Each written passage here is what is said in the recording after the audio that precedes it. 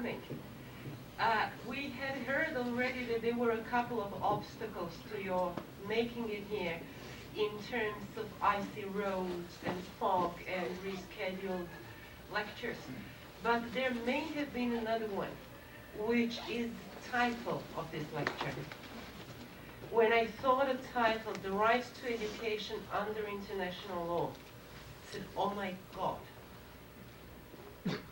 I see that you are very able to read between the lines and to see that the lecture was not planned to be a recital of the existing treatises and interpretations of what the right to education under international law really is. And indeed, this is not the case. I shall spend no time at all telling you how pretty things look if we were to follow the title and look into right to education under international law. It's perfect. We would be able to adjourn happily to the closest pub and have a beer and talk about something else. Because under international law, the right to education is so fine that it can't be better. Everybody has the right to education. And the education has to lead to promotion of human rights, full development of everybody's personality. There should be no gender discrimination, no racial discrimination. Teachers should have all their trade union freedoms, and I could go on for another 5 hours, and I don't.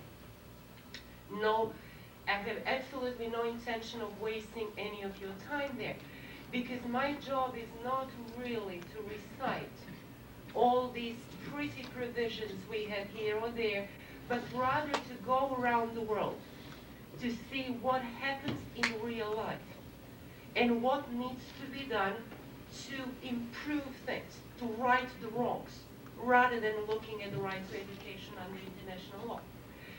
And I will ask you to accompany me on 3 recent visits. For the first one, I had an exhibit, which is the sweater which I'm wearing. For the second one, I have a transparency, and for the third one, I will try to visualize for you what actually happens. First, I'm taking you to Bolivia, to La Paz. Big, poor Latin American country with a vast indigenous population, a country which has gone through transitions from dictatorship to democracy. We are poorer in English than Spanish speakers are because we refer to transition from dictatorship right into democracy. Latin Americans are a bit more reasonable, and they claim there is no such thing as transition from dictatorship to democracy. So in Spanish they use in-between term, which is democratura. A bit of democracy, but still a hangover of dictatorship. So that's where Bolivia is. Alongside widespread poverty, alongside fairly fast-changing governments which really do not have a possibility, or some of them not even a willingness, to put the right to education as right as all pretty provisions under international law would require.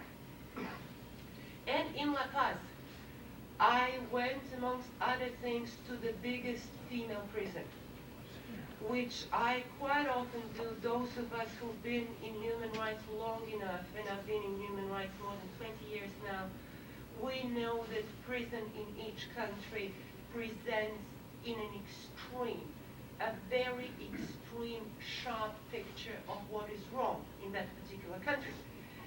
And why women's prisons rather than male prisons, you may well ask. And again, a reason is very simple, because nobody except the likes of me ever goes to women's prisons. Because all the politically sensitive stuff about which you read in New York Times, which you see on CNN, political dissidents, cases of torture, that happens in male prisons. Female prisons are usually left to neglect. The biggest women's prison in Bolivia has 247 women. That's counted, so we know that. It has about 700 children who don't exist at all.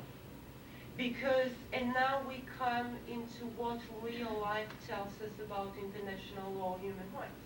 In this vicious circle of the lies which we tell ourselves to make life look nicer than it is. The children, which are about 70, are accompanying their mothers because they have no other place to go to.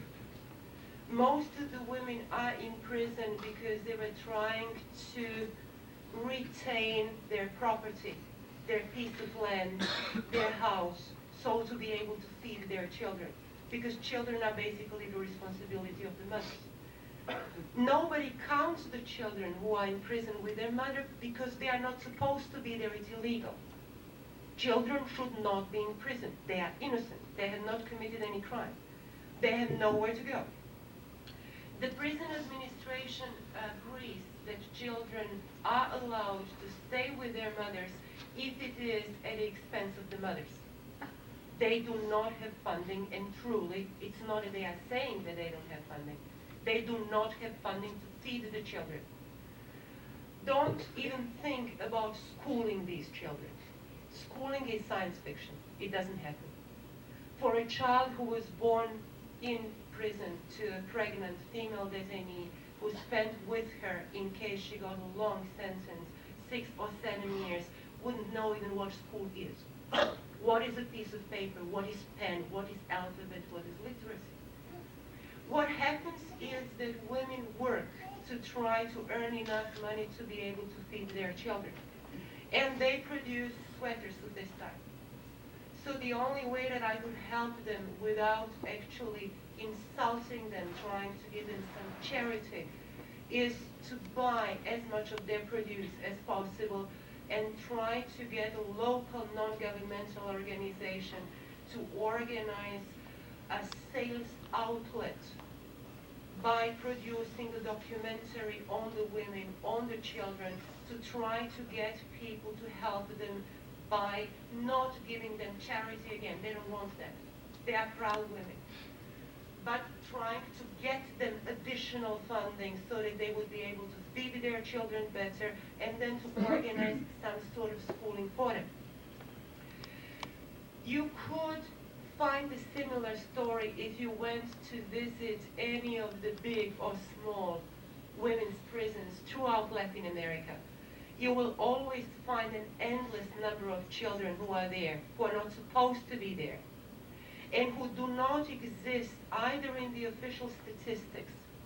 They are not there in prison statistics because they are not supposed to be there. They are not counted up in the school statistics because they are not there. They are in prison. So we lose, I would say, roughly 5, 6, if not 50 or 60,000 Latin American children who will never have any schooling.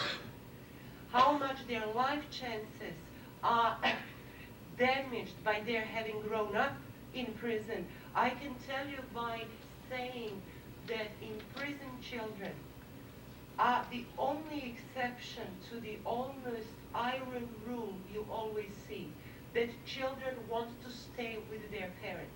You can't just pick them up and try to walk away with them. In prison, they will go out with you. Even if they are small babies, they will like limpet hang on to you if you are able to take them out. So they feel. And obviously, they feel for the rest of their lives this stigma because they have no official papers. They have no formal schooling. They have nothing. Which means that if we are thinking about the ideals relating to the rights to education, what would need to be done there goes far beyond the existing definitions of international law or human rights work. But again, if one travels, looks, and starts building up the concepts of human rights from the bottom upwards, rather than from the United Nations, UNICEF, UNESCO, what have you, downwards, then my approach, at least, is that bringing such problems out does give people a great deal of motivation to try to